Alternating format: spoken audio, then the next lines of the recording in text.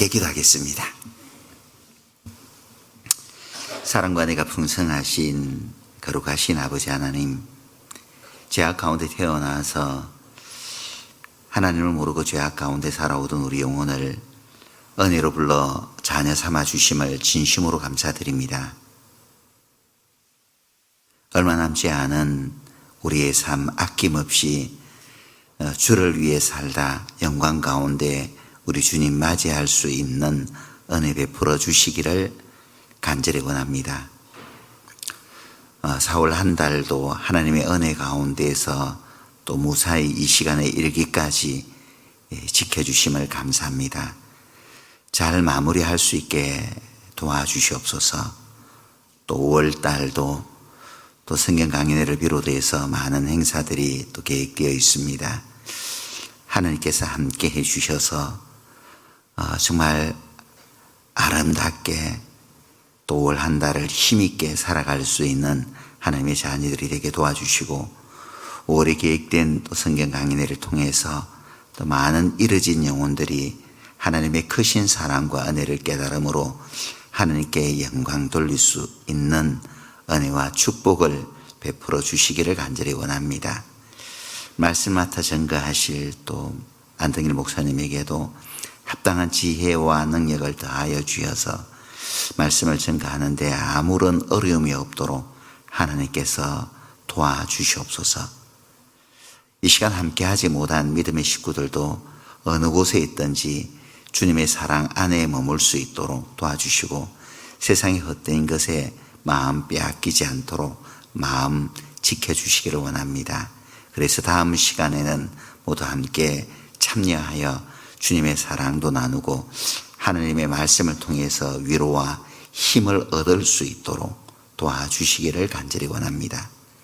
마친 시간까지 주님께서 이 시간 온전히 주장해 주시기를 간절히 바라며 우리 구주 예수님 이름으로 기도하였습니다. 아멘. 같이 신약성경 베드로전서 2장 말씀을 보겠습니다. 신약성경 베드로전서 2장입니다. 2장 1절입니다. 2장 1절 2절 말씀 짧은 구절인데 천천히 함께 읽어보도록 하겠습니다. 그러므로 모든 악독과 모든 괴율과 외식과 시기와 모든 비방하는 말을 버리고 갓난 아이들 같이 순전하고 신령한 젖을 사모하라. 이는 이로 말미암아 너희로 구원에 이르도록 자라게 하려 함이라.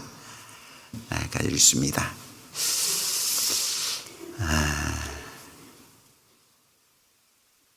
구원받은 것으로 우리가 끝나는 것은 아니라는 것은 다들 아시리라 생각을 합니다. 우리가 읽었던 베드로전서 2장 1절의 시작은 그러므로라는 말씀으로 시작되고 있죠. 접속사가 붙어 있습니다. 이어지는 그 문장인데 그 2장 1절은 베드로전서 1장을 받고 있는 말씀이에요. 베드로전서 1장 9절에 보면은 우리 영혼이 하나님의 은혜로 구원받은 것을 말씀을 하고 있죠. 1장 한번 보시겠습니다. 베드로전서 1장 8절에 제가 한번 읽어보겠습니다. 예수를 너희가 보지 못하였으나 사랑하는도다. 이제도 보지 못하나 믿고 말할 수 없는 영광스러운 즐거움으로 기뻐하니 믿음의 결국 곧 영혼의 구원을 받음이라. 예수를 너희가 보지 못하였으나 사랑하는도다. 우리가 예수님을 보지 못하였지만은 사랑하셔요? 얼마만큼요? 서뜻 말할 수 없을 거예요. 얼마만큼 하면은 무엇보다 정말 내가 주님을 사랑하고 있을까? 항상 우리 마음을 일깨워 보았으면 합니다. 주님은 우리를 위해서 주님의 몸을 아낌없이 내어주셨는데, 근데 그에 비해서 나는 얼마만큼 주님을 사랑하고 있을까? 한 번쯤 깊이 생각해 보는 것이 좋으리라 생각을 해요. 주님의 사랑이 마음속에 식어지면 안 되잖아요. 날로 주님을 향한 그 사랑은 뜨거워져야 되는데, 자, 예수를 너희가 보지 못하였으나 사랑하는도다. 이지도 보지 못하나 믿고 말할 수 없는 영광스러운 즐거움으로 기뻐하니 믿음의 결국, 그리스도를 믿는 믿음의 결국이 뭐냐? 곧 영혼의 구원을 받음이라. 영혼의 구원을 받은 우리는 이제 영원한 천국에 대한 소망을 가지고 살고 있잖아요. 우리의 마음이 이 세상의 헛된 것에 미혹되지 않고 이 세상의 헛된 것을 쫓아 살아가지 않을 수 있는 이유는 뭐냐? 영혼에 대한 그 소망이 있으니까. 우리에게 이 소망이 있는 것은 영혼의 닷과 같다 그랬잖아요. 닷은 배에게 있어서 닷은 배가 파도에 의해서 떠내려가지 않도록 배를 고정시켜주는 그런 역할을 하잖아요. 닷은. 우리에게 하나님께서 값없이 주신 소망이 이 닷과 같다는 거예요. 세상은 그냥 우리 마음을 가만히 내버려 두질 않아요. 어쨌든 우리 마음을 미혹해서 하나님의 그 역사에 참여되지 못하도록 하죠. 이 세상의 아름다운 것에 또 마음이 빼앗겨서 하나님의 역사에 십자가의 길을 걷는 길을, 십자가의 길은 고난의 길이지만은 영광의 길인데, 이 세상은 고난의 길만 보게 하고 영광의 길은 보지 못하게 만듦으로 말미암아 잠시 세상의 즐거움에 우리 마음을 붙들려고 하죠. 메어 놓으려고 한단 말이에요. 근데 그 모든 것을 이제 이기게 해주는 것이, 세상으로 마음이 빼앗기지 않도록 만들어주는 것이 뭐냐면은 소망인 거예요. 이 세상이 아무리 아름답다 할지라도, 어제 어머니에서 안동 하회마을을 다녀왔습니다. 좋으셨는지 모르겠어요. 땡볕에 고생만 진탕하시고 오시지는 않았겠죠. 나름대로 가서 또 열심히 어머니에서 전도도 했습니다. 전도도 하고 아마 좋은 결실도 맺혀지리라고 생각을 합니다. 어쨌든 그 자연 속에서 하나님께서 만드신 아름다운 만물도 보시면서 기쁨의 그런 시간들을 가졌으리라 생각을 합니다. 이 세상에 아무리 아름답고 멋있다 할지라도 하나님께서 우리를 위해서 예비해 두신 아름다운 천국만 할까 싶습니다. 아무리 이 세상이 아름답다 할지라도 천국과는 비할 바가 못 된다 싶어요. 우리가 아름다운 자연을 바라보면서 야, 여기가 천국 같다 하잖아요. 근데 아름다운 그 자연 환경도 가을이 되고 겨울이 되면은 그 자취가 사라져 버리잖아요. 앙상한 나무 가지만 남지 않습니까? 근데 천국은 그렇지 않잖아요. 그 아름다운 천국에 대한 소망이 세상으로 나아가려고 하는 내 걸음을 멈추어 주는 거죠. 자, 영혼의 구원을 받은 우리는 천국 소망 가지고 하루하루를 살아갈 수가 있고요. 그래서 베드로전서 1장 9절에는 우리 영혼이 구원받은 것에 대해서 말씀을 하고 있는데, 그 영혼이 구원받는 것은 어떻게 구원받는 것이냐라는 것이 23절에 기록되어 있죠. 1장 23절에 보면은 너희가 거듭난 것이 썩어질 씨로 된 것이 아니요 썩지 아니할 씨로 된 것이니 하나님의 살아있고 항상 있는 말씀으로 되었느니라. 우리가 하나님의 자녀로 거듭나는 것은, 영혼의 구원을 얻게 된 것은 썩어질 씨로 된 것이 아니요 내 자신의 공로, 내 자신의 의로 우리가 거듭나는 것, 구원받는 것이 아니라 하나님의 은혜로 되는 것이다라는 것을 우리는 말씀을 통해서 배웠고, 그 말씀이 마음속에 믿어지게 되었을 때 영혼의 구원을 받은 거잖아요. 사람이 거듭나지 아니하면 하나님의 나라를 볼 수 없는데, 우리 사람이 어떻게 하나님의 자녀로 거듭날 수 있는지, 거듭나는 것은 하나님의 말씀으로 거듭나는 것이다 라고 하나님께서 우리에게 교훈해 주셨습니다. 우리가 하나님의 말씀으로 거듭남으로 영생에 대한 소망을, 우리 영혼의 구원을 받게 된 것을 베드로전서 1장에서 말씀을 하고 있습니다.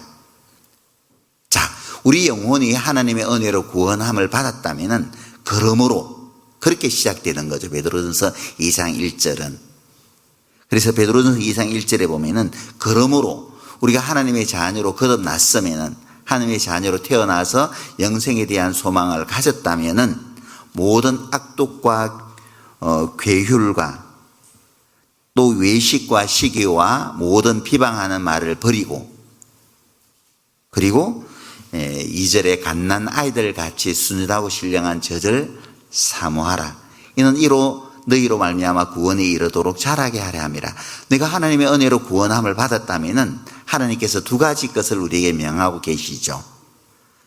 이게 1절, 2절 사이에 두 가지 명령어가 있는데 어떤 명령어가 있어요? 버리고 또 사모하라 라는 두 가지 명령어를 우리는 만나게 됩니다.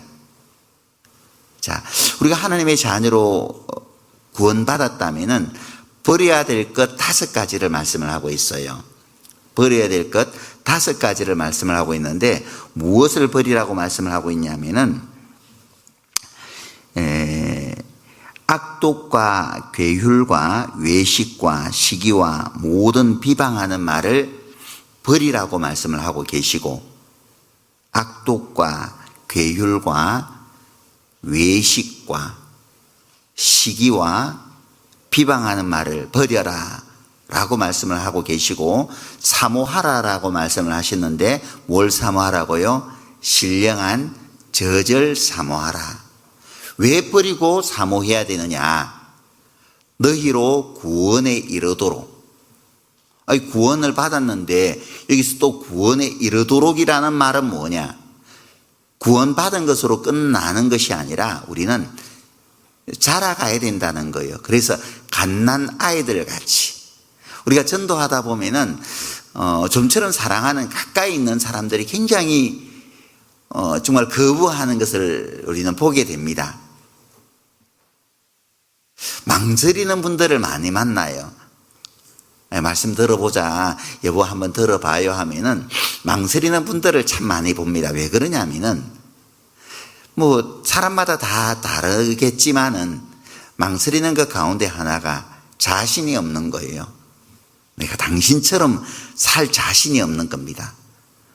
매일 주일 가야 되고 수요일은 빠짐없이 또 뭐 서둘러서 교회 가고, 뭐 구역 모임이라고 해서 또 교회 가고, 뭐 어떤 모임이라고 해서 교회 가고, 나는 도대체 그렇게 살 자신이 없어. 그래서 이제 망설이는 분들이 많아요. 근데 우리가 구원받고 지금에 이르기까지 처음부터 그렇게 된 것은 아니거든요. 처음에 나도 주일날 좀 더 늦잠 자고 싶고 오늘 꼭 교회 가야 돼, 뭐 그런 생각 우리 예전에는 가졌었잖아요. 근데 주변에서 그래도 갑시다 해서 계속 주일 나와서 말씀을 들었고, 수요일날도 늦게 마치면 쉬고 싶었는데 그래도 수요 말씀 자꾸 들어야 된다 하니까 수요일날 또 저녁에 나와서 말씀을 들었던 거예요. 구역 모임은 꼭 가야 돼. 뭐 간증하기도 싫은데 부담도 되고, 그래서 안 가면 안 돼 그랬는데 계속 권하다 보니 계속 구역 모임을 꾸준하게 참석되었고, 그러는 가운데 점점 내 자신이 달라지는 것을 우리 많이 경험하셨으리라고 생각을 합니다. 그런 경험치가 쌓여서 오늘의 나를 있게 만든 거예요. 그러니까 구원받고 난 후에 우리의 신앙생활은 어린아이가 성장하는 것과 비슷한 거예요. 갓난 아기가 태어나자마자 엄마 나 낳느라고 얼마나 고생했어요. 엄마 은혜에 내가 보답하기 위해서 내가 열심히 살게요. 엄마가 싫어하는 일 내가 하지 않고요. 엄마가 기뻐하는 일만 내가 열심히 할게요 라고 말하는 자녀 없죠. 태어났을 때는 똥오줌도 못 가리고요. 뭐 신뢰하는 겁니다.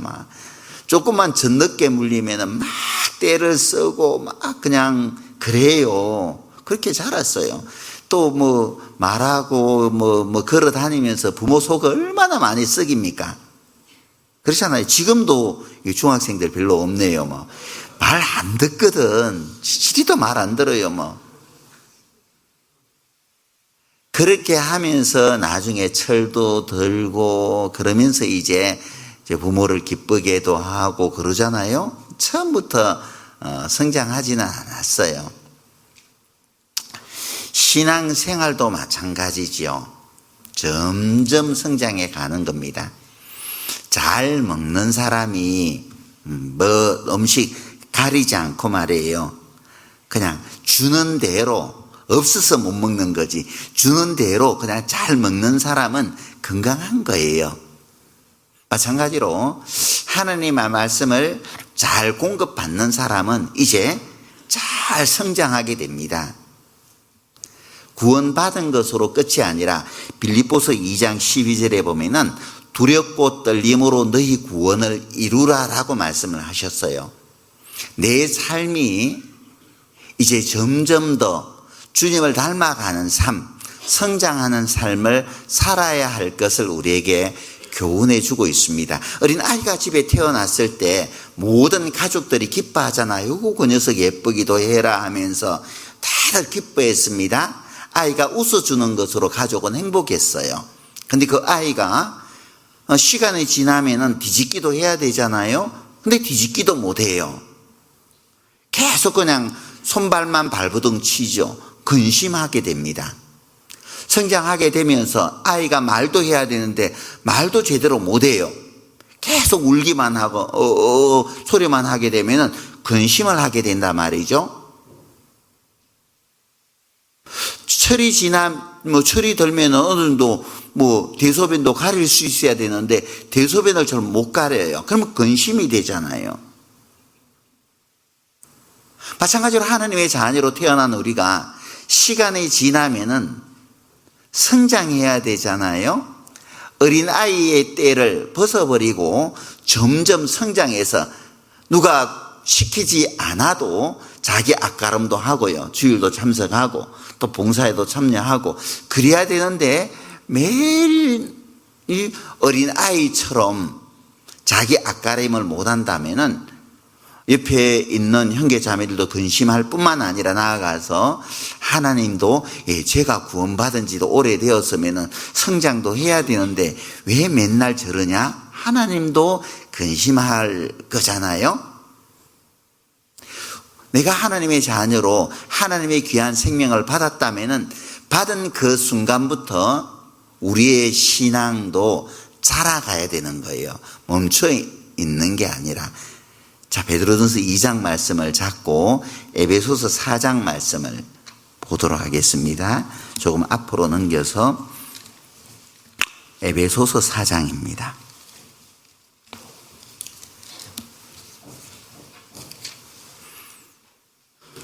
(4장) 15절입니다. 15절 같이 한번 천천히 읽어보도록 하겠습니다. 오직 사랑 안에서 참된 것을 하여 범사의 그에게까지 자랄지라. 그는 머리니 곧 그리스도라. 오직 사랑 안에서 참된 것을 하며 참된 진리를 말하며.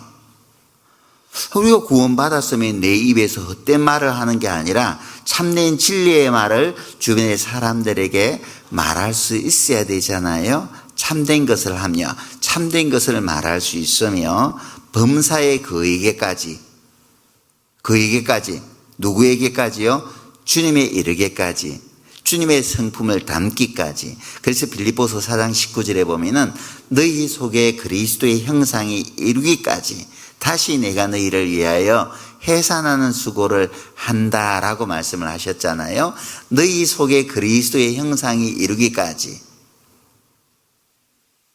예전에 어떤 죄악 가운데 살던 내 자신의 모습이 아니라 내 자신의 모습이 점점 더 주님을 닮아가는 삶을 살아가야 된다는 거예요. 옛날에는 내 밖에 몰랐던 사람이었는데 점점 더 우리가 주님을 닮아간다면은 이기적인 삶에서 이타적인 삶으로 바꿔지게 될 거잖아요. 옛날에는 세상 근심 걱정 홀로 다 지고 사는 것처럼 뭐 얼굴에 뭐 인상이 지고 말이에요. 그랬는데 구원받고 난 후에 뭔가 좋은 일이 있어? 뭔가 얼굴이 항상 피어 있는 것 같아. 그렇게 비춰져야 되잖아요. 우리가 그것이 정말 주님을 닮아가는 삶인 거예요. 세상의 모든 욕심들을 주님을 알아감으로써 하나하나 내려놓고 세상에 있는 모든 것들은 결국은 우리가 다 두고 갈 것들이잖아요. 세상에 두고 갈 것들에 너무 마음 빼앗기지 않고 빼앗기지 않는 사람들은 정말 나눔의 삶을 살아갈 수 있는 거잖아요. 내 것으로 확 움켜쥐려고만 하는 것이 아니라 그 어린아이들이 부르는 찬양에 보면은 사랑은 참으로 베푸는 것, 더 가지지 않는 것. 사랑은 베푸는 것, 섬기는 것, 나누는 것. 참 사랑은 베풀고 섬기고 나누는 것이 참 사랑이잖아요. 주님은 우리에게 서로 사랑할 것을 명하셨는데 주님을 닮아가는 삶을 살아가는 사람들은 정말 내 것으로 움켜쥐는 그 삶에서 벗어나서 베풀고 섬기고 나누는 그 삶을 통해서 더욱더 주님을 닮아가는 겁니다. 범사에 그에게까지 살아가라. 이 성화라고 하죠. 주님을 닮아가는 삶을 성화라 그래요. 구원으로 끝이 아니라 우리는 성화의 삶을, 주님을 닮아가는 그 삶을 살아가야 되는 겁니다. 베드로전서 5장 1절에 보면은 에베소서 5장 1절입니다. 바로 옆에 있습니다. 에베소서 5장 1절에 보면은 그러므로 사랑을 입은 자녀같이 너희는 하나님을 본받는 자가 되고 그리스도께서 너희를 사랑하신 것 같이 너희도 사랑 가운데서 행하라. 그는 우리를 위하여 자신을 버리사 향기로운 제물과 생축으로 하나님께 드리셨느니라. 그러므로 사랑을 입은 자녀같이, 우리는 사랑을 입은 하나님의 자녀들이잖아요. 사랑을 입은 하나님의 자녀같이 너희는 누구를 본받는 자가 되라고요? 하나님을 본받는 자가 되고, 우리는 내가 하나님의 자녀라면은, 하나님을 아버지라 내가 부른다면은 누구를 닮아가야 돼요? 아들이 아버지 닮아야 되지. 그잖아요.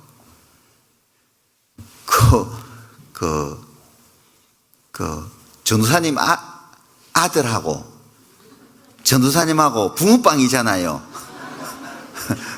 사진을 찍어 놓으면 딱 천상 붕어빵이에요. 아들이 아버지 닮아야지. 그 아들을 보면 이놈 역시 내 닮아서 대견하고 말이에요. 자기 아들이 내 닮으면 참 기분 좋잖아요.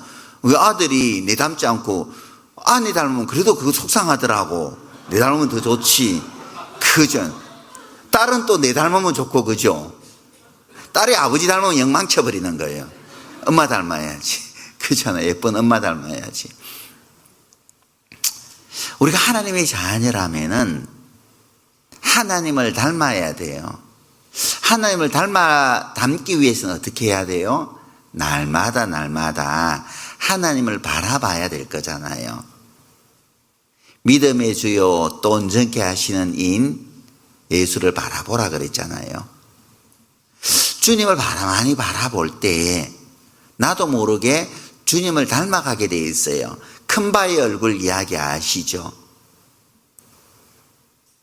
어느 부락에 큰 사람의 얼굴 모양을 가진 바위가 있는데, 그런 바위의 얼굴을 가진 사람이 이제 이 동네에 언젠간 태어나게 될 건데, 그 바위를 닮은 얼굴을 가진 사람이 태어나면은 정말 우리 마을을 크게 만들어 줄 거다라는 그런 전설 같은 이야기가 계속 그 마을에 내려왔는데, 어떤 한 아이가 저 바위를 닮은 사람은 어떤 사람일까? 그 사람이 우리 마을에 어떤 좋은 일을 하게 될까? 매일 그 바위를 쳐다보게 되었다고 하잖아요. 매일매일.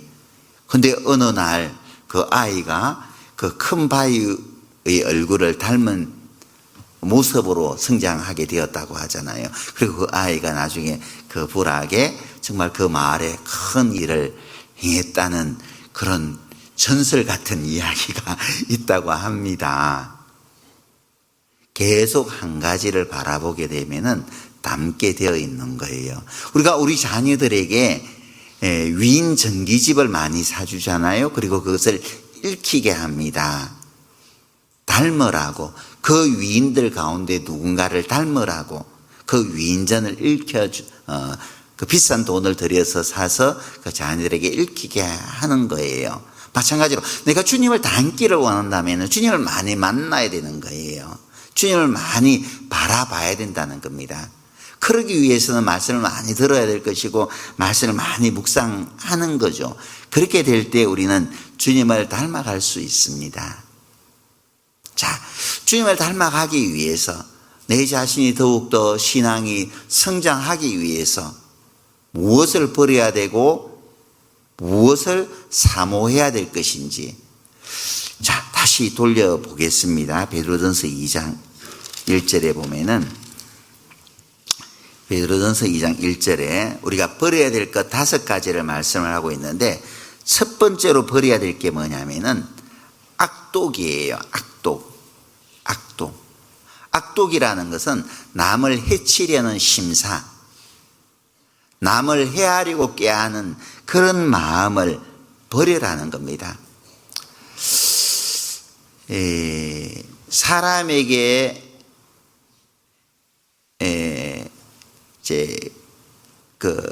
건강함을 유지시켜주는 몸의 그 면역 체계가 있다고 그러죠. 그 엔돌핀이라고 하죠. 엔돌핀, 다이돌핀. 이것은 이제 면역 세포로서 뭐 안 좋은 균이나 이런 것이 들어왔을 때, 바이러스가 들어왔을 때 그 면역 세포, 엔돌핀이나 다이돌핀이 몸에서 많이 생성되어서 암세포도 뭐 잡아 공격을 하고 뭐 킬세포라고도 하는데요. 죽여버려요. 잡아서 가서 죽여버리는 겁니다. 근데 엔돌핀과 다이돌핀은 어떻게 우리가 사랑에 빠지거나 진리를 깨닫게 될 때 엔돌핀이나 다이돌핀이 몸에서 많이 생성된다고 하잖아요. 주님을 많이 사랑해 보세요. 주님을 많이 사랑하고 부모님을 많이 사랑하고 내 아내, 내 남편을 미워하지 말고, 미워하면은 아드레날린이 분비된다고 하거든요. 그러면 이 아드레날린은 이 면역세포를 죽여버린대요. 아드레날린이 많이 분비되면은. 그래서 건강에 해치게 됩니다. 빨리 주님 만나고 싶으면은 신랑 되게 미워해 보세요. 그럼 빨리 주님 만날 수 있대요. 정말 그 아내를 되게 미워해 보세요. 그러면은 빨리 주님 만날 수 있습니다. 아드레날린 몸에 많이 분비되니까. 근데 반대로 정말 남편하고 아내하고 오랫동안 살면서 하나님의 일을 더 하다가 주님 만나기를 원하면은 아내를, 남편을, 자녀를 어떻게 해요? 아낌없이 사랑하는 거예요. 아낌없이 사랑하면은 이제 몸에서 엔돌핀, 다이돌핀이 막 나오는 거예요. 그래서 정말 내가 건강하게 그 주님 오시는 그날까지 살기를 원한다면은 오늘 집에 돌아가셔서 아내 꼭, 남편 꼭 껴안고 여보 사랑해, 사랑해, 죽도록 사랑해 해봐요. 그 몸에서 엔돌핀이 막 나오는 거예요.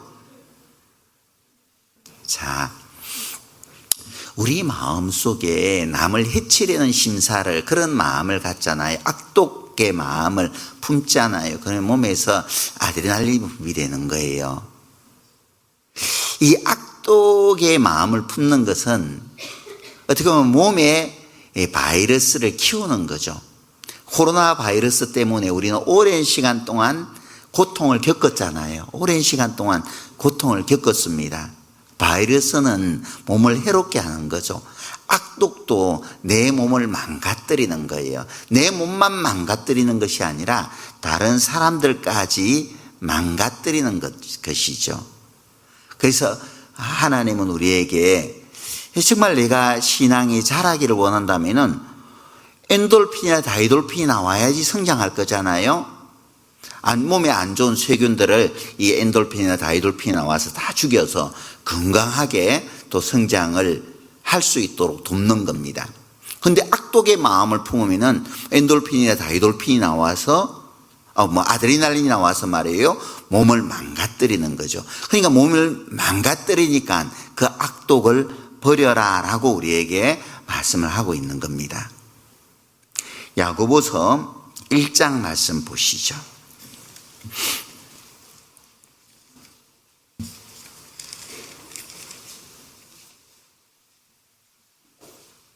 21절입니다.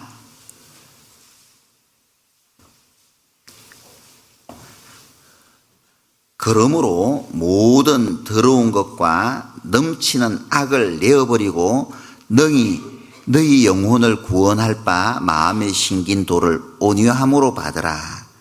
그러므로 모든 더러운 것과 넘치는 악을 버리고, 악을 가만히 몸에 쌓아두잖아요. 그러면 어떻게 되겠어요? 이 악이 넘치는 거예요. 그래서 자꾸 마음속에 분노가 올라오죠. 그냥 공연히 화가 나요. 공연히 신랑만 보면 화가 나고, 내가 어쩌다가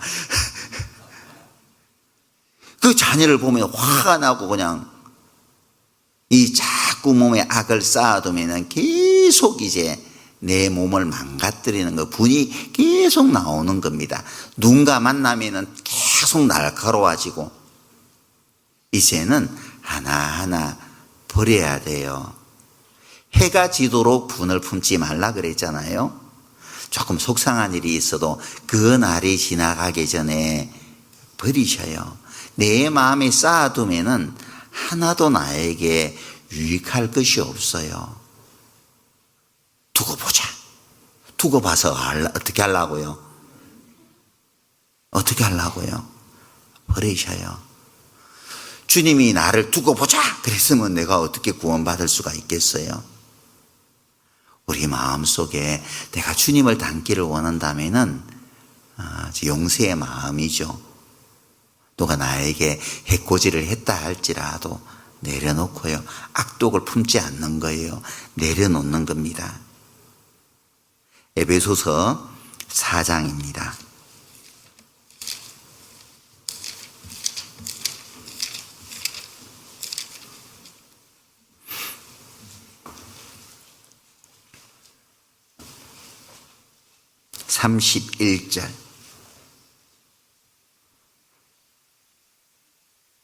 (31절) 너희는 모든 악독과 노함과 분냄과 떠드는 것과 해방하는 것을 모든 악의와 함께 버리고, 계속 이 악한 마음은 마음속에 담아두지 말고 버리라는 거예요. 그것은 결국은 나를 해치고 계속 내 마음에 쌓아두게 되면은 남을 크게 해칠 수 있으니까 내 마음속에 악한 생각, 악한 마음이 나오면은 빨리 내다버려야 되는 겁니다. 빨리 청산해야 되는 거예요. 내 자신의 유익만을 생각하기보다도 내 자신만, 당신도 내 상황에 처해 봐봐.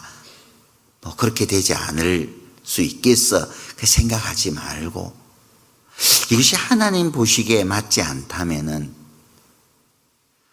하나님께서 버리라고 하셨으니까 그냥 우리는 하나님 시킨 대로. 의사의 말 들으면 낫거든요. 근데 꼭 자기 생각대로 뭔가 하려고 하면은 오히려 병을 더 키워버리는 거예요. 병을 키워버리는 거죠. 우리 사람을 가장 잘 아는 분이 하나님, 우리를 지으신 하나님이 가장 잘 아시잖아요. 악은 마음에 담아두면 안 좋으니까 하나님께서 버리라고 하면은 가차없이 미련 없이 버려버리는 거죠. 그것이 나의 유익을 위해서 훨씬 더 나은 겁니다. 그래서 모든 악독을 하나님께서 버리라고 하셨으니 버려버리는 겁니다. 그 다음에 버려야 될 것이 뭐냐면은 모든 악독과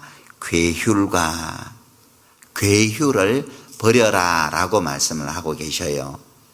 괴휼은 남을 기만하는 것, 남을 속여 먹는 것, 그것이 괴휼이에요. 괴휼.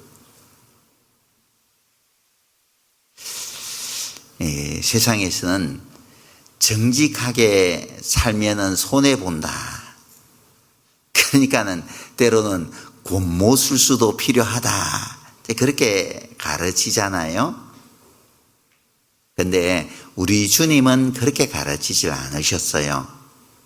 항상 주님은 우리에게 정로를 걸을 것을 요구하셔요. 내 삶의 유불리를 떠나서 하나님은 자녀들에게 하나님께서 정직하신 분이기 때문에 하나님의 자녀인 우리도 말과 행실의 모든 일에 정직한 자가 될 것을 하나님께서는 우리에게 교훈해 주고 계십니다. 성경 말씀 역대상 29장 말씀을 보시죠. 구약 성경 역대상 29장입니다.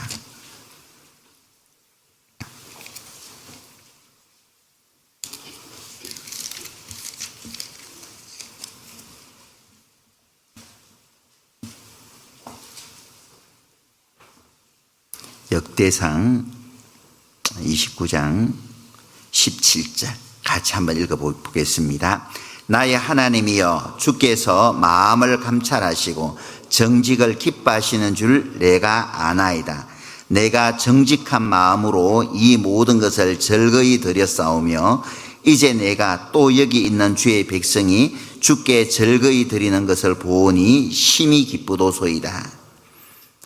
주께서는 마음을 감찰하시고 하나님께서는 우리 마음을 살펴보신다는 것이죠. 하나님은 내 마음을 살펴보셔요. 주께서는 마음을 감찰하시고 정직을 기뻐하셔요.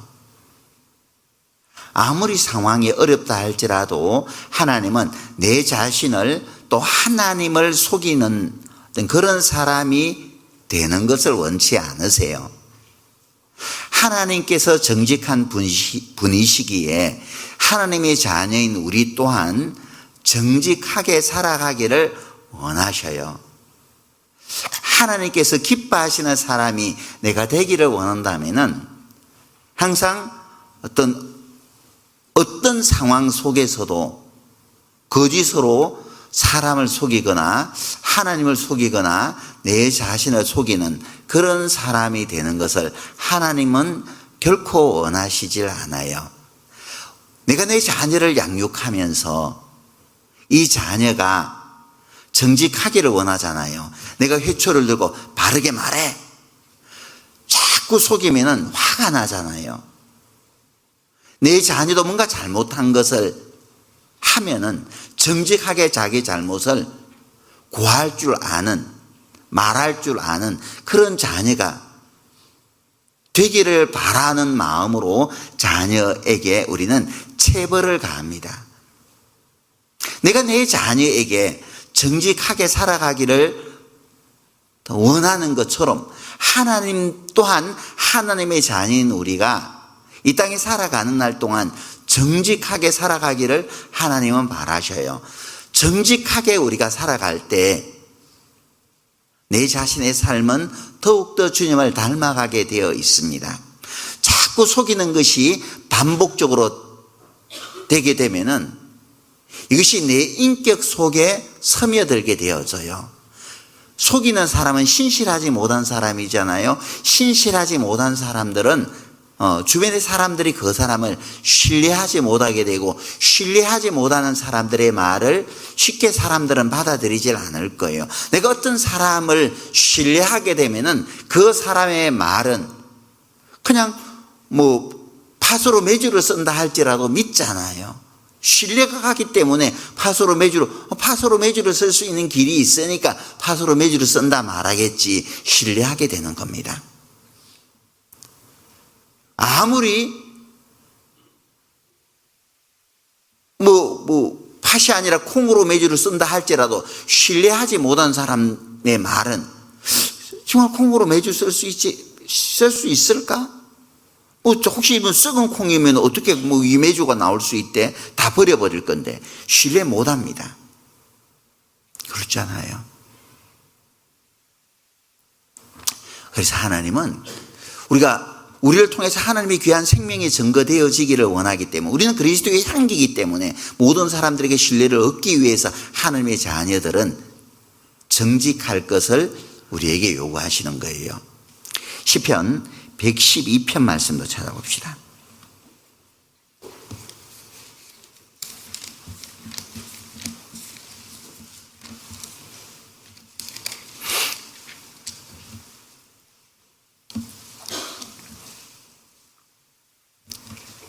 (4절입니다)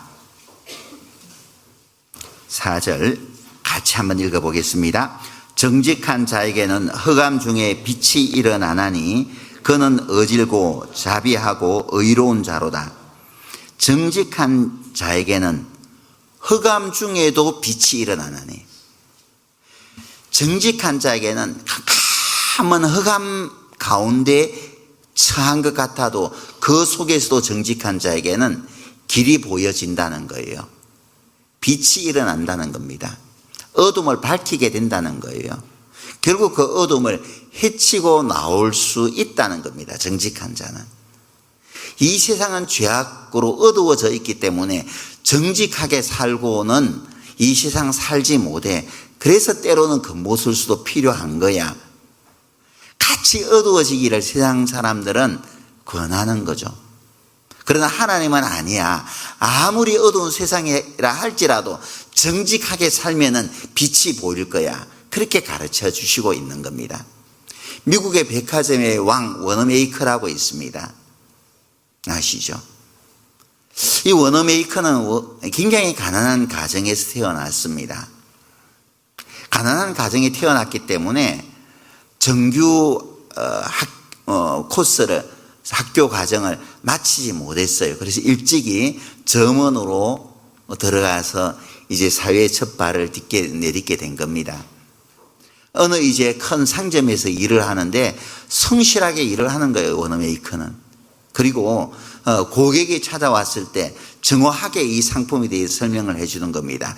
상품의 장점만 이야기해 주는 것이 아니라 이 상품의 단점까지, 그리고 정확하게 이 상품의 가격까지 이야기를 해 주는 거예요. 어떤 어리숙한 사람이 오면은 가격을 높게 부르거나 좋은 점만 설명하고, 그렇게 겉모술수를 부리지 않았던 거예요. 그러니까 가게 주인의 마음은 편치 않죠. 좀 어리숙한 사람에게는 좀 비싸게 좀 팔 수도 있는데 항상 정직하게 상품에 대해서 이야기하고 그 가격으로 파니까는 주인의 하루는 워너메이커를 불러서 왜 그렇게 장사하냐, 성실한 것은 좋은데 그렇게 정직하게 해가지고는 세상 못 산다. 때로는 사람을 속일 줄도 알아야 된다라고 이야기했을 때, 그러면은 잠시 내가 비싼 가격으로 물건을 팔 수도 있겠지만은 많은 사람들을 이 가게에 오지는 못하게 만듭니다. 이 가게가 더욱더 고객들에게 신뢰를 얻도록 하기 위해서는 누가 되었든지 간에 정직하게 물건에 대해서 말하고 또 판매를 해야 됩니다라고 이제 워너메이커가 사장을 설득시켰을 때 그 사장이 워너메이커의 말을 듣게 되어서요. 그리고 나타난 결과는 뭐냐면은 그 가게가 흥왕케 된 거죠. 정직하게 살면은 잠깐 손해를 보는 것 같아도 결국은 이기는 거죠. 그런 말이 있죠. 하루를 행복하게 살려면은 이발을 하고요. 한 주를 행복하게 살려면은 결혼을 하고, 한 달을 행복하게 살려면은 집을 사고, 1년을 행복하게 살려면은 말을 사고, 평생을 행복하게 살려면은 정직하게 살아야 된다라고 합니다. 그럴 때 평생 행복하게 살 수 있다고 해요. 인자무적이라 하잖아요. 어질고 정직한 사람에게는 대적할 사람이 없는 거예요. 시편 32편 말씀도 봅시다.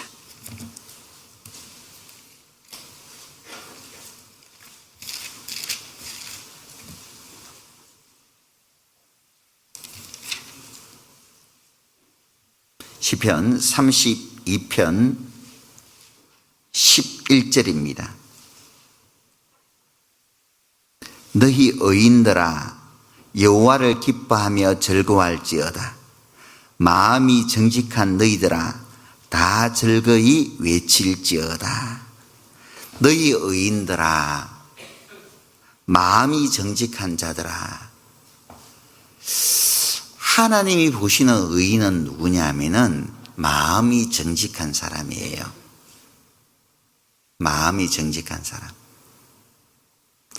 어느 유명 대학의 수학 교수가 학생들에게 수학 시험지를 내어주면서 항상 하는 말이 있다고 그래요.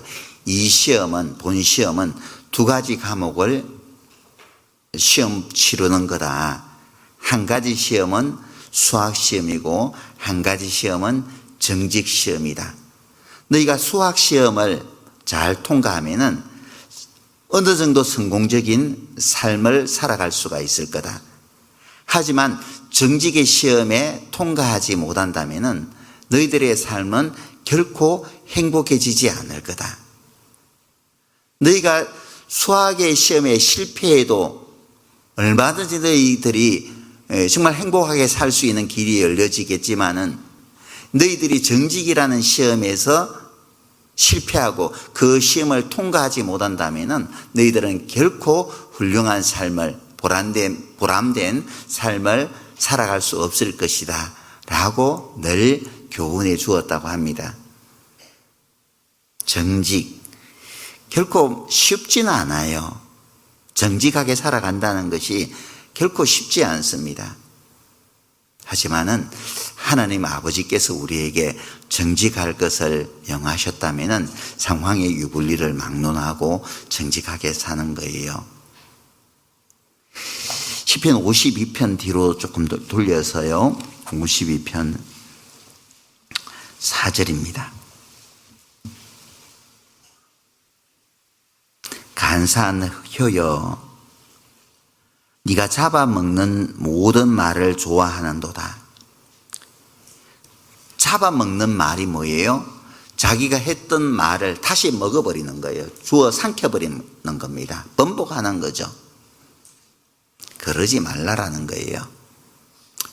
내가 어떤 말을 내 입 밖으로 뱉었다면은 그 말에 대해서는 번복하지 말고 그대로 행할 줄 아는 그런 사람이 신실한 사람이고 그런 사람들이 주변의 사람들에게 신뢰를 틀림없이 얻을 수 있으리라 생각을 합니다.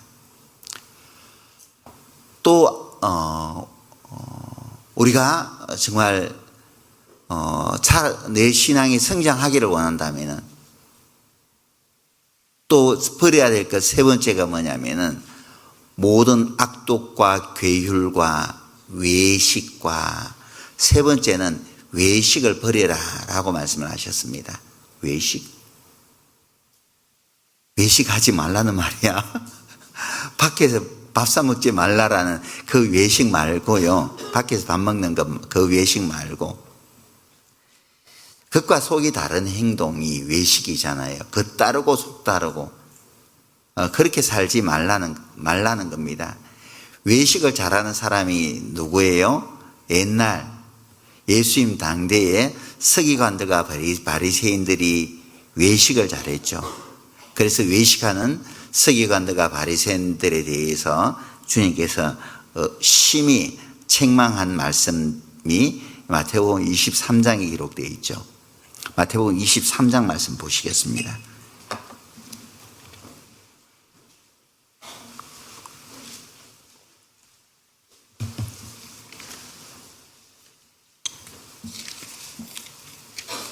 마태복음 23장 11절입니다.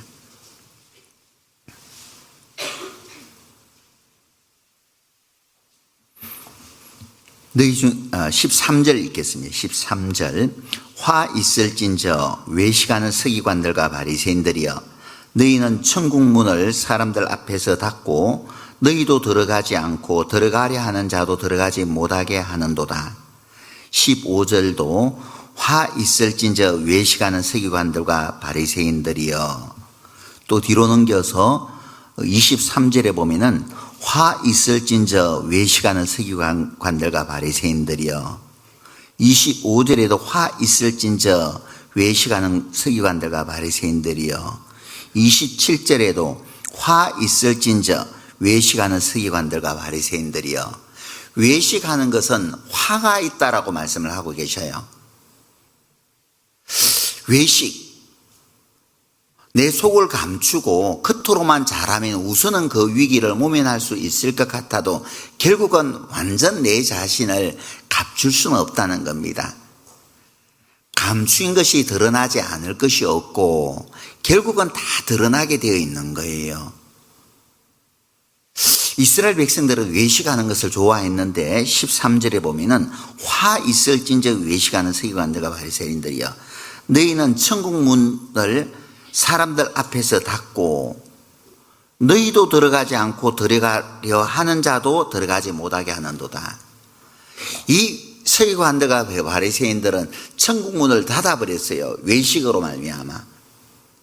겉으로는 하나님을 잘 섬기는 것처럼 했습니다.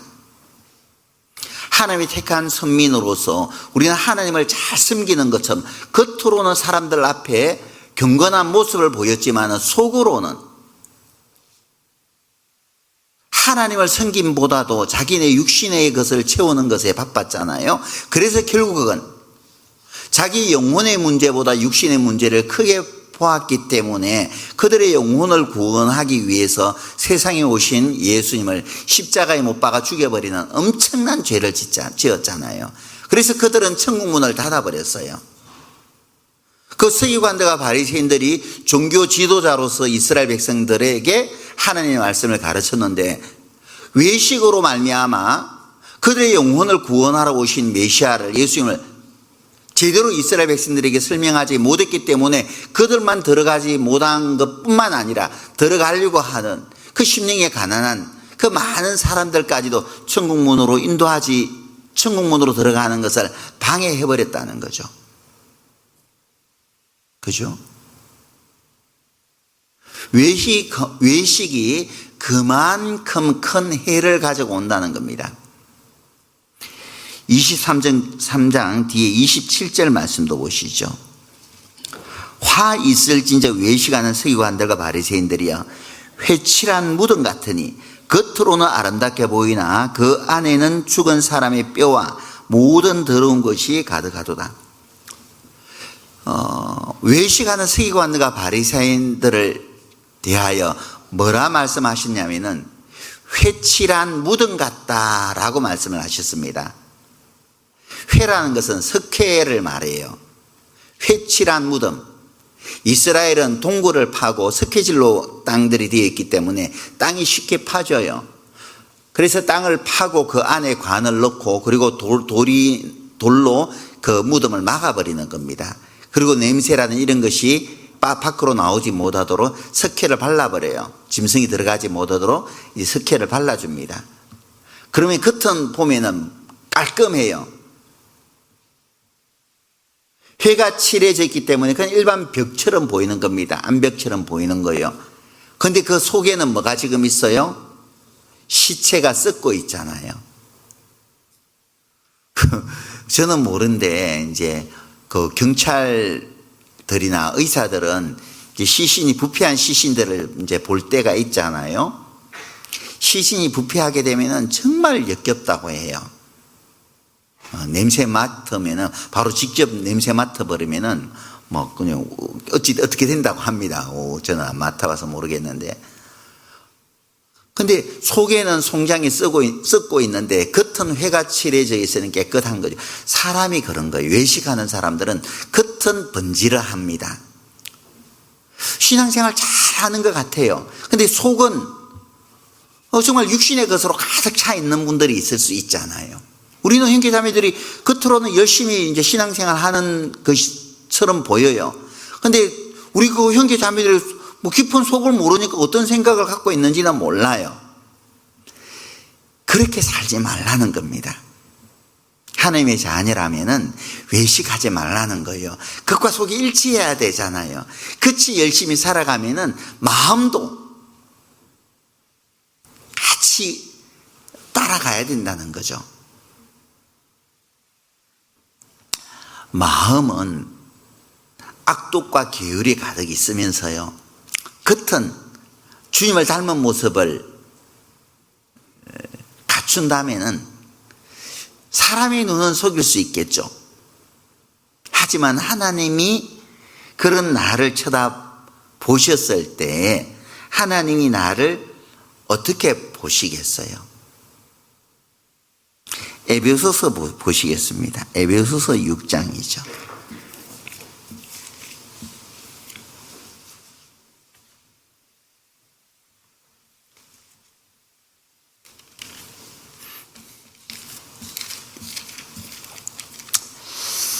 에베소서 6장 5절입니다.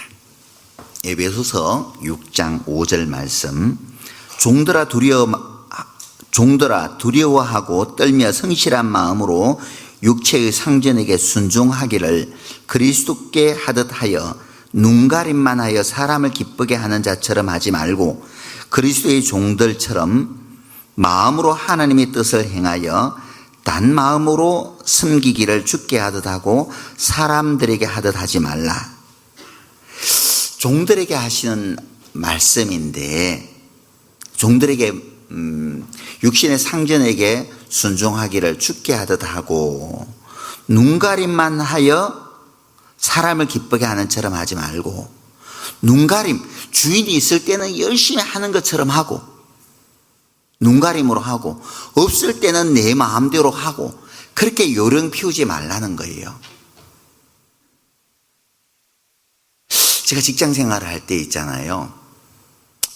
앞에 1선에서도 일을 해보고 2선으로 나가서 책임자로서도 일을 해봤습니다. 육신의 앞에 1선 창구에서 일을 할 때 때로는 요령 피울 때 있죠. 위에 사람 모르게 나름대로는 요령을 피우기도 하죠. 모를 거다 생각하고. 근데 2선으로 물려가 있다 보니까는 보여요.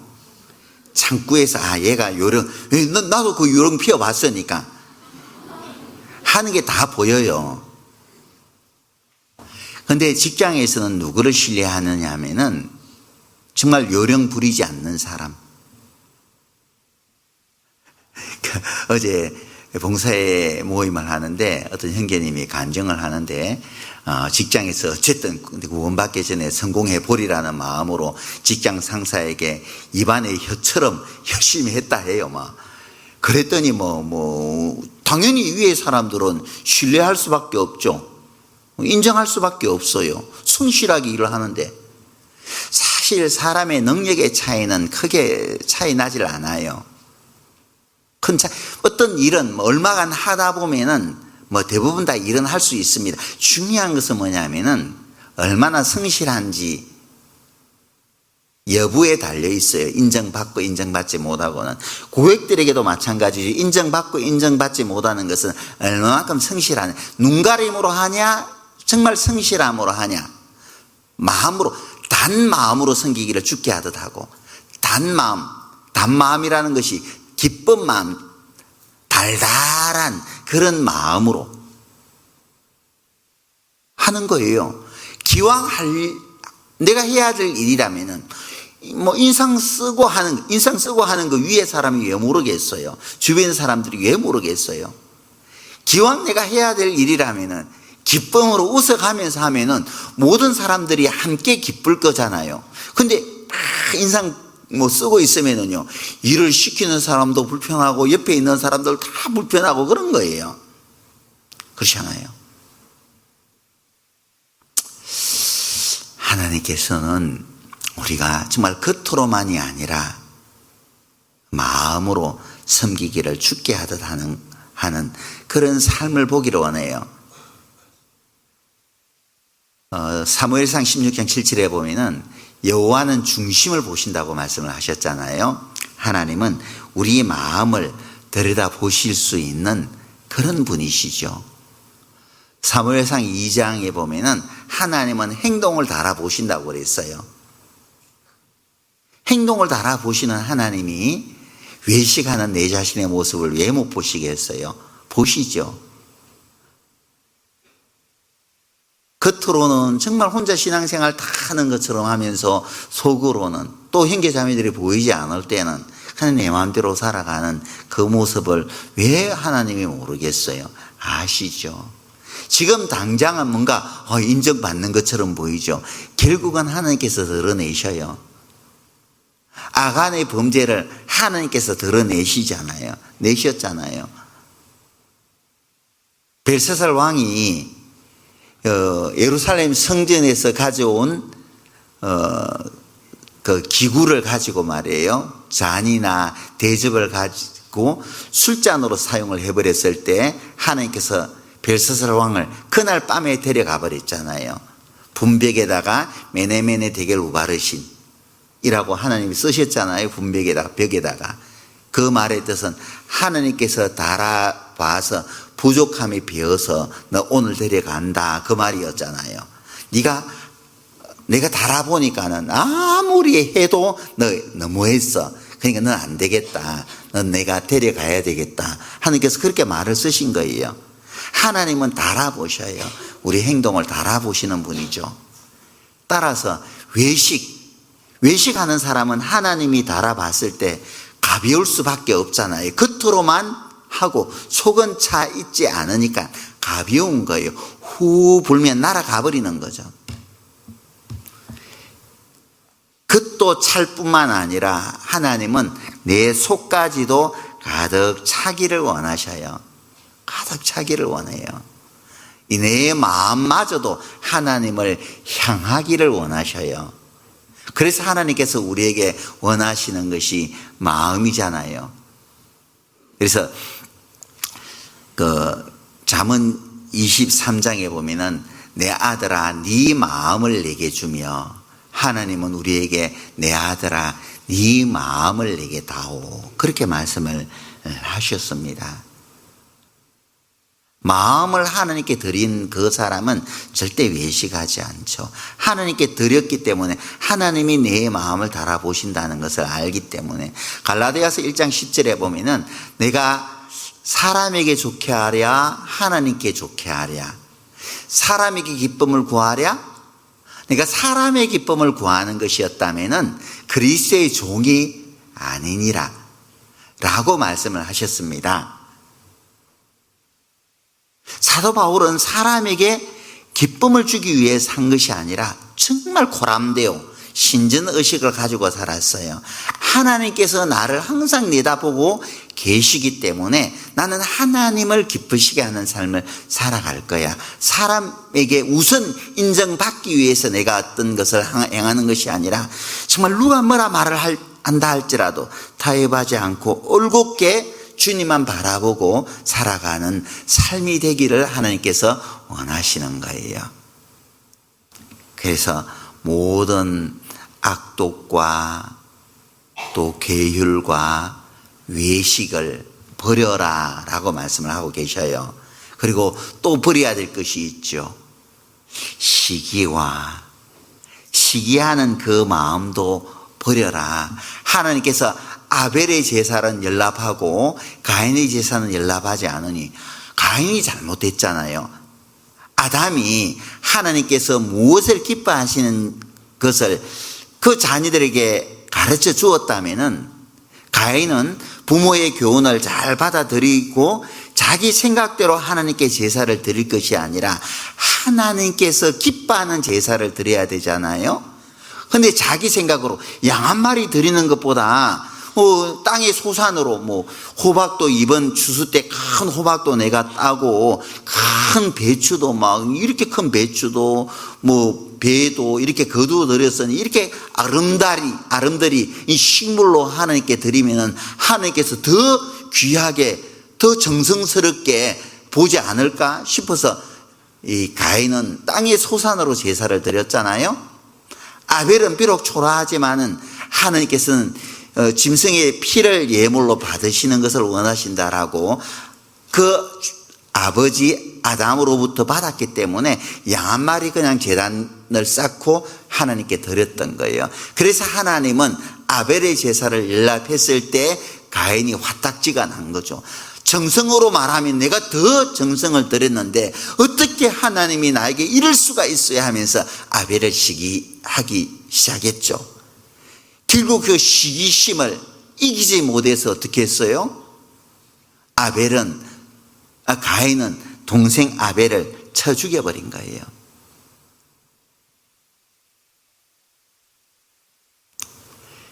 야곱이 요셉을 사랑하니 형들이 어떻게 했어요?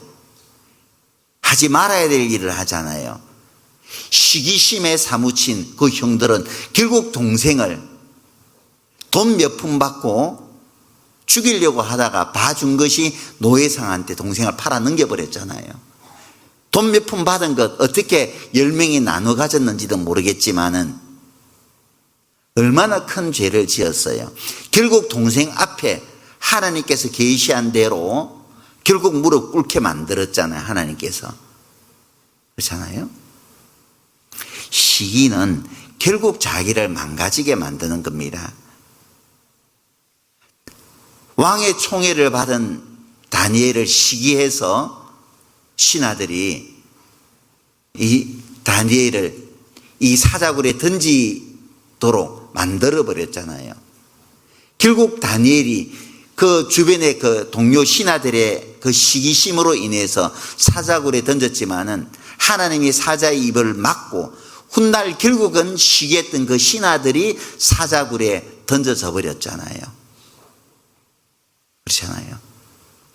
시기는 결국 자기를 망가뜨리게 만드는 겁니다. 시기는 결국 자기를 망가지게 만드는 것이기 때문에 하나님께서는 시기를 버리라고 말씀을 하고 있는 거예요. 시기심은 마치 가시와 같아요. 우리가 산에 가면은 그 가시 넝굴들을 많이 보잖아요. 그 가시 넝굴에 조금이라도 긁히기라도 하면은 결국은 생채기를 내잖아요. 다치게 만드는 겁니다. 가시는 왜 그렇게 잘 뻗쳐요? 그죠? 가시 줄기는 잘 뻗칩니다. 그리고 모든 식물들을 다 삼켜버려요. 그리고 그 주변으로 지나가기만 하면은 결국은 생채기를 내어버려요. 가시는 자기를 망가지게 하고 주변 사람들을 다 망가지게 만드는 겁니다. 시기심이 마치 이와 같은 거예요. 그래서 하나님께서는 우리에게 시기하는 것을 버리라는 겁니다. 우리나라 사람들이 시기가 좀 많죠. 대부분 다 사촌이, 그래서 사촌이 논을 사면은 배가 아프다는 말이, 외국에도 그런 속담이 있는지 모르겠어요. 하기사 외국에도 그런 시기심은 있다고는 합니다. 배 아프다는 그런 속담은 들어보지 못했는데요. 어쨌든 다른 유의 속담은 있겠죠. 성경 말씀 갈라디아서 5장 말씀 봅시다.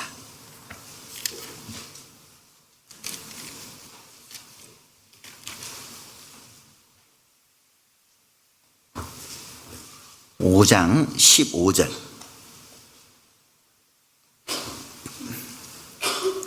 같이 한번 읽어보죠. 만일 서로 물고 먹으면 피차 멸망할까 조심하라. 너희들 만일 서로 물고 먹으면, 서로 헐뜯으면 말이죠. 서로 헐뜯기 시작하면은 손도 부딪혀야지 소리가 나요. 그죠? 한쪽에서 때릴지라도 비켜가면 소리가 안 나요. 소리 안 나잖아요. 부딪히니까 소리 나는 거예요. 누구 잘하고 잘못한 게 없어요. 서로 맞으니까 부딪히는 거예요. 서로 그래서 물고 먹으면은 결국은 같이 망한다는 거예요. 그러지 말라는 겁니다. 윈윈 하는 거죠. 형제가 잘 되면은 나도 저 형제처럼 살고 싶다, 그런 마음 가지면 되잖아요. 어떤 자매가 정말 열심히 신앙생활 하면은 나보다 비록 늦게 구원받았지만 어떻게 하면 저 자매는 저렇게 예쁘게 살 수 있을까? 그렇게 하면 되잖아요. 구원받은 지 얼마 되지도 않으면서 저러다가 조금 있으면 넘어져 버릴 건데 왜 넘어질 거 생각하냐고. 그게 열심히 잘 살면 좋지. 그렇지 않아요. 서로 물고 먹으면 잘 살아가는 것을 보고 내 마음이 격동되고 나도 정말 저렇게 살고 싶다. 그런 마음을 갖는 게 좋잖아요. 나도 정말 본받아서 저렇게 살아야 될 건데 나는 왜 이렇게밖에 살지 못할까?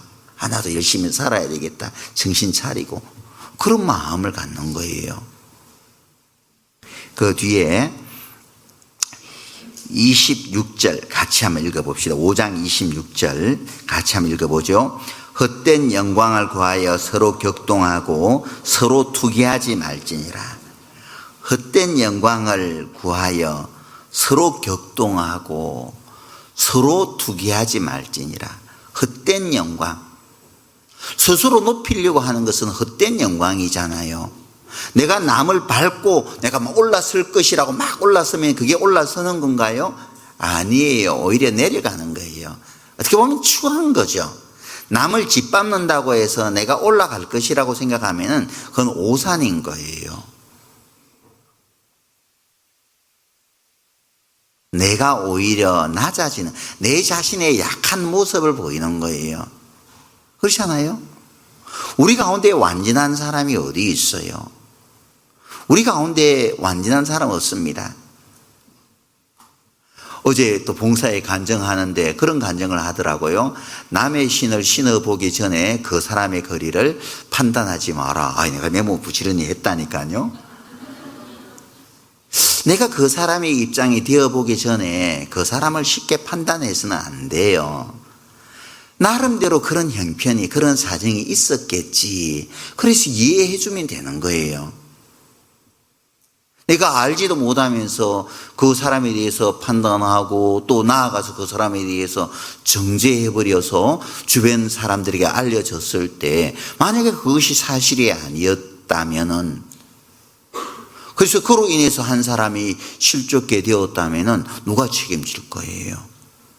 누가? 형제를 실족하게 되는 것은 차라리 연자맷돌을 목에 메고 바다에 던지는 것이 낫다 그랬잖아요. 어제 그 하회 마을에 가니까 연자맷돌이 있더만. 하회 마을이 아니라 그 안동에 가보니까 연자맷돌을 딱 전시해 놨던데 얼마나 커요. 그걸 목에 메고 바다에 던지시면 어떻게 그 빠져나올 수 있겠어요? 끔찍한 거죠. 연자맷돌을 메고 바다에 던져진다는 것은. 실족해 하는 것은 큰 일이라는 거예요. 그래서 쉽사리였던 것을 판단하지 마라. 시기함으로 형제자매를 판단해서는 안 된다라고 말씀을 하는 겁니다. 내가 시기하고 있는 그 형제를 위해서 주님이 죽으셨잖아요.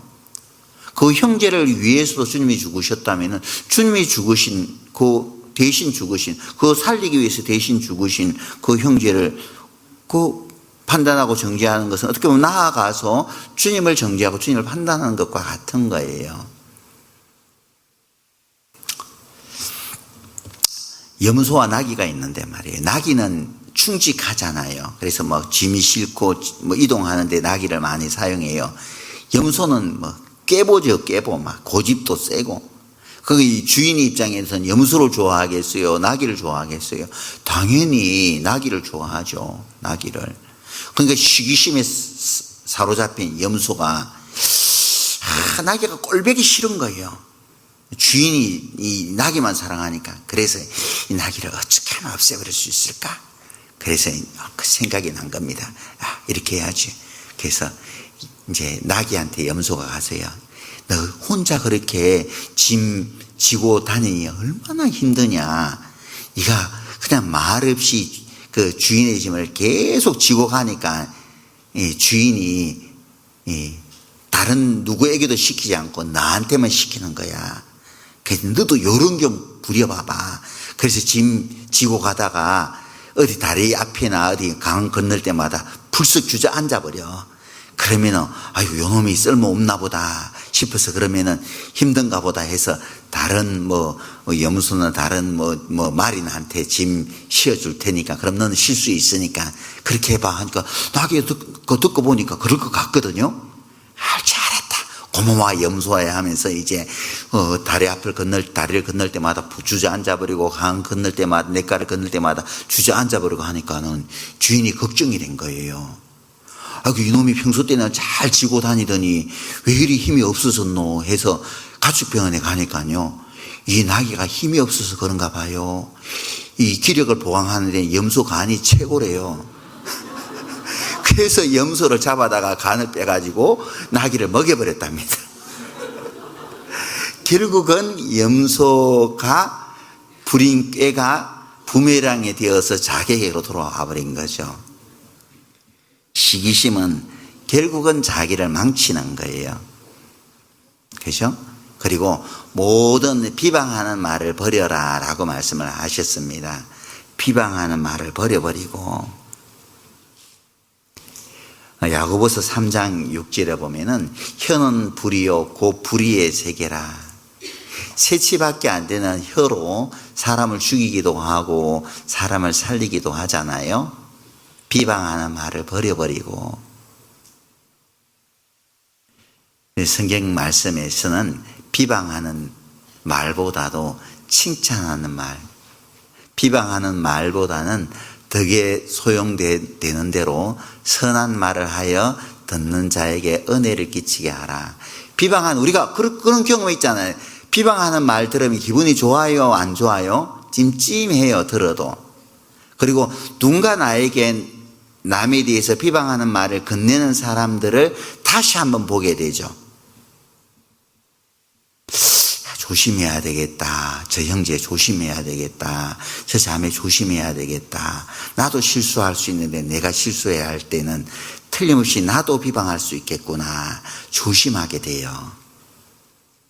비방하는 말은 사람과 사람 사이에 벽을 만들어 가는 겁니다.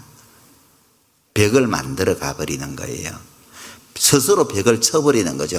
비방하는 말을 내가 내뱉음으로 말미암아 우리는 주 안에서 서로 사랑으로 하나가 되어져야 되는데 비방하는 말을 함으로 말미암아 서로에게 벽을 만들어 가는 거예요.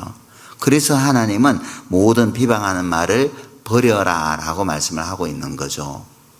시편 141편 3절에 보면은 내 입에 파수꾼을 세우사 그랬거든요.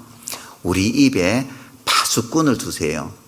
3, 4, 1은 7, 4, 1은이라고도 말하더라고요. 3번 생각하고 한 번 말을 뱉으라는 말이죠. 7번 생각하고 한 번 입 밖으로 말을 뱉으라. 내가 뱉은 말이 다른 사람들에게 유익을 줄 수 있다라는 확신이 들면은 남 이야기에 대해서 말을 하지만은 그것이 아니라면은 다시 입으로 삼키라는 겁니다. 잠언 10장입니다.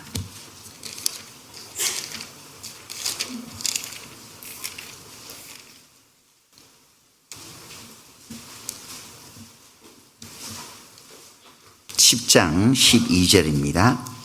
같이 한번 읽어보죠. 미움은 다툼을 일으켜도 사랑은 모든 허물을 가리우느니라. 미움은 다툼을 일으키지만은 사랑은 덮어주는 거예요. 17장 9절에도 17장 9절 같이 읽어보겠습니다. 허물을 덮어주는 자는 사랑을 구하는 자요 그것을 거듭 말하는 자는 친한 벗을 이간하는 자니라. 허물을 덮어주는 자는 사랑을 구하는 자요. 내가 형제 자매의 허물을 보아도 나도 허물이 있을 수 있겠구나. 실수할 수 있겠구나. 그래서 덮어주는 거예요. 누구나 실수할 수 있으니까 덮어주는 거예요. 그것은 사랑을 구하는 거예요. 하지만 그것을 거듭 말하는 사람은 여기도 말하고 저기도 말하고 그래서 허물로 인해서 그 무너진 사람은 회복의 기회를 얻지 못하잖아요. 사람들이 나를 다 그렇게 바라보는데 내가 어떻게 설 수 있겠어요? 결국은 이제 실족해 되는 거죠. 허물을 덮어주는 자는 사랑을 구하는 자요. 18장 8절 말씀 보시죠. 같이 한번 읽어보겠습니다. 남의 말하기를 좋아하는 자의 말은 별식과 같아서 뱃속 깊은 데로 내려가느니라. 남의 말하기를 좋아하는 자의 말은 별미예요, 별미. 이 남의 말하면은 그래 하고 밤새도록 남의 말하면 재밌죠. 별미니까 그러지 말라는 거예요. 그래, 내가 남의 말을 할 때 누군가도 나의 말을 할 수 있다라고 생각한다면은 나의 말 하려고 하지 않을 거예요. 교회 안에서 좋은 것은 말하면 그 서로의 마음을 격동시키는 것이니까 좋겠죠. 그러나 좋지 않은 것이라면은 우리는 사랑을 구하는 자들이니까는 하지 않는 거예요. 하지 않는 거예요. 하지 맙시다. 네, 나의 말하면 안 좋아요. 얼마나 좋은 말도 많은데 그렇잖아요. 덕을 세우는 데 소용되는 대로 선한 말을 하는 것이 듣는 자에게 은혜를 끼치는 말인 거예요. 5가지 말했죠. 모든 악독과 괴휼과 외식과 시기와 비방하는 말은 버리고, 또 하나는 사모하라 그랬어요. 뭘 사모하라고요? 신령한 젖을 사모하라. 신령한 젖이 뭐예요? 성장하는데 어린 아이가 갓난 아이같이 순전하고 신령한 젖을 사모하라. 갓난 아이는 이제 성장해야 돼요. 나처럼 성장해야 되는 겁니다. 아이가 성장하는 데는 성장하는 데 가장 필요한 게 뭐예요? 먹는 거죠. 먹는 것. 아기 때는 젖 먹고, 좀 크면은 이유식도 먹고, 좀 크면 밥도 먹는 거예요. 그래야지 성장하는 겁니다. 그래서 예수님이 사람이 떡으로만 살 것이 아니요 하나님의 입으로 나오는 모든 말씀으로 살 것이니라 라 말씀을 하셨습니다. 내 육신이 성장하기 위해서는 떡도 먹어야 돼요. 밥도 먹어야 돼요. 하지만 속사람이 성장하기 위해서, 내 자신의 주님을 닮기 위해서는 하나님의 말씀도 먹으라는 겁니다. 하나님의 말씀을 부지런히 우리는 먹어야 돼요. 평생에 자기 옆에 두고 읽어서 그 하나님 여호와 경외하기를 배우며, 우리가 평생 우리 곁에 두고 읽어야 될, 하나님 말씀을 두고 읽어야 될 이유가 뭐냐? 하나님 경외하기를 배워간다는 겁니다. 주님 앞에 이르는 그날까지 하나님을 경외하는 마음, 자녀는 당연히 부모를 경외하는, 공경하는 마음을 가지고 살아가야 되잖아요. 그런 자식을 둔 부모는 자식 교육 잘 시킨 부모예요. 부모 내몰라라 하면 그 부모에게도 책임이 있습니다. 어렸을 때부터 그 자녀를 잘 가르치지 못했기 때문이죠. 그죠? 그래서 하나님의 말씀을 늘 가까이 하는 사람들은 하나님을 경외하게 되어져요. 하나님의 말씀을 우리가 가까이 해야 되는 이유는 뭐냐면은 시편 119편 50절에 보면은 이 말씀은 나의 곤란 중에 위로라. 이 말씀이 나를 살리셨나이다. 우리 삶 가운데 많은 위기의 순간이 찾아와요. 때로는 주저앉아버리고 싶을 때도 있죠. 근데 무엇이 나를 다시 일으켜 세워주는가요? 결국은 말씀이에요. 이 말씀은 나의 곤란 중에 위로라. 이 말씀이 나를 살리셨나이다. 말씀 보면서 그렇지, 이렇게 주저앉아 있을 수만은 없지. 다시 일어서야 돼. 말씀에 힘을 얻고 다시 우리는 일어설 수 있거든요. 그렇죠? 그래서 말씀을 가까이 하는 사람들은 여러 가지 시련과 역경 가운데에서도 쉽게 일어섭니다. 말씀을 붙잡기 때문에. 또한 이 말씀은 내 말이 불같지 아니하냐, 내 말이 반석을 쳐서 부서뜨리는 방망이 같지 아니하냐. 말씀은 불과 같고 말씀은 방망이 같다, 그렇게 말씀을 하셨잖아요. 마지막 시대를 살아가고 있는 우리 마음은 얼음처럼 작게 식어져 버린 그런 분들도 많이 있으리라 생각합니다. 열정이 없는 거예요. 주를 위해 살고자 하는 열정이 없는 거죠. 내 마음이 그렇지 않을까? 세상 친구들 만나면 편해요. 좋아요. 가족들하고 외식을 하고 이러면 여행을 다니고 하면 편해요. 좋아요. 근데 교회에 오는 것은 뭔가 부담스러워. 주일이 찾아오는 것이, 어떤 교제 시간이 있는 것이 뭔가 불편하고 부담스러워요. 내 마음이 식어져 버린 거죠.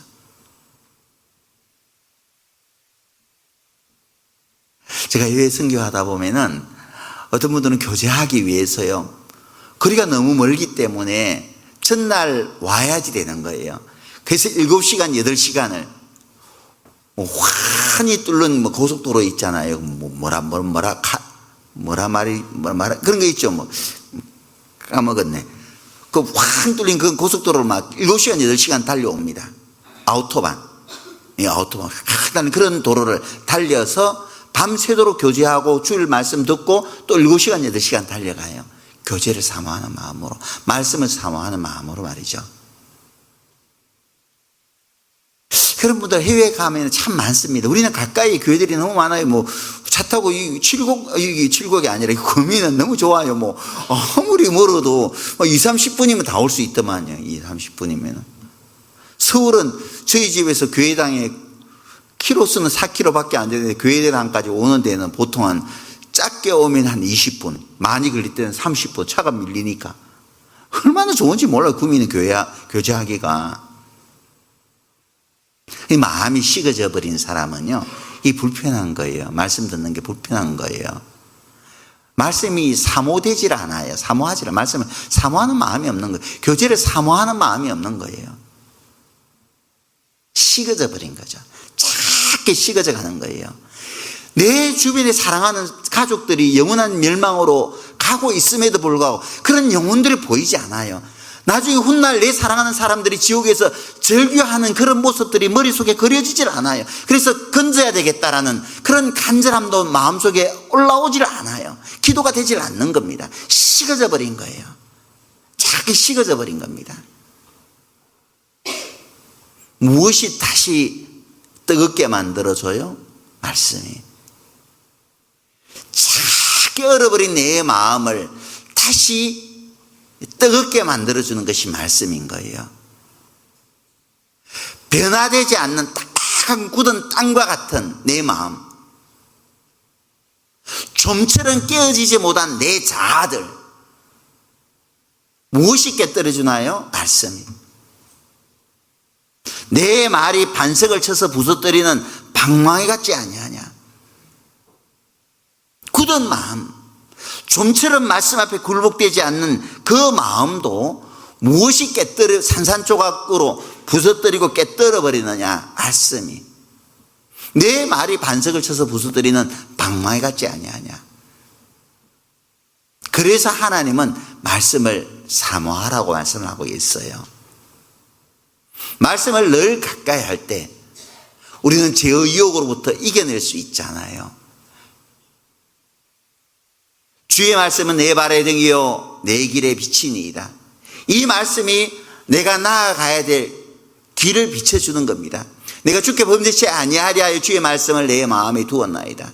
말씀을 가까이 하는 사람은 죄의 유혹으로부터 이겨낼 수가 있는 거예요. 죄의 유혹에 걸려 넘어지지 않을 수 있단 말이에요. 왜? 말씀이 밝혀주니까. 그렇죠? 그래서 이제 주님께서 다시 오실 날이 날로 다가오고 있어요. 주님 다시 배울 날이 날로 다가와. 네, 주님 앞에 서게 되었을 때 정말 부끄럽지 않은 모습으로 서야 되지 않겠어요? 이제 어린 아이의 그 때는 내가 이제는 좀 벗어야 될 때 아니에요? 계속 어린 아이처럼 말이에요. 그 자기 생각밖에 모르고 어린 아이는 자기밖에 모른다고 하죠. 그런 어떤 삶에서 우리는 벗어날 수 있어야 됩니다. 벗어나서 좀 더 성장한 모습, 성숙한 모습을 또 모든 사람들에게 또 보여줄 수 있어야 되리라 생각을 합니다. 그렇게 살기 위해서 모든 악독과 괴휼과 외식과 시기와 비방하는 말은 가차없이 아낌없이 버려버리고 하느님 말씀을 사모하는 마음으로 살아갈 때에 더욱더 변화된 삶을 우리는 살아갈 수 있으리라 생각을 합니다. 어쨌든 지금 구미교회에는 너무 많은 일꾼들이 계셔요. 우리 전국에 많은 교회들이 있는데 이 구미교회 규모 가운데에서 구미교회보다 더 큰 교회들도 대형 교회들 빼고 큰 교회들도 구미교회만큼 전도인은 많이 양성하지 못한 것 같아요. 대충 얼추 세어보니까 10명, 11명 정도가 구미교회에서 하나님의 말씀을 전하는 일꾼들을 세웠더만요. 굉장히 여러분들 자부심을 가져도 돼요. 구미교회에서 이렇게 복음의 일꾼들이 많이 나왔다는 거, 그 가운데 해외로 복음을 전하는 선교사님들도 계시고요. 큰 자부심을 가질 수 있다 생각을 합니다. 그 다음 주에 그 구미에서 배출한 선교사님이 또 오셔서 또 말씀을 전하실 거예요. 굉장히 뿌듯한 자부심을 가질 수 있습니다. 아주 명문 교회, 고등학교가 아니라 명문교회 자부심 가지고 정말 주님을 더 멋지게 닮아가고 또 교회 가운데 더 많은 일꾼들이 세워졌으면 하는 바람입니다. 함께 기도하겠습니다. 거룩하시고 사랑이 풍성하신 고마우신 아버지 하나님, 은혜 감사합니다. 죄악 가운데 태어나서 하나님을 정지고 또 죄만 짓고 살아오던 우리 영혼을 주님께서 긍휼히 여겨주셔서 피 흘려 구원해 주심을 진심으로 감사드립니다.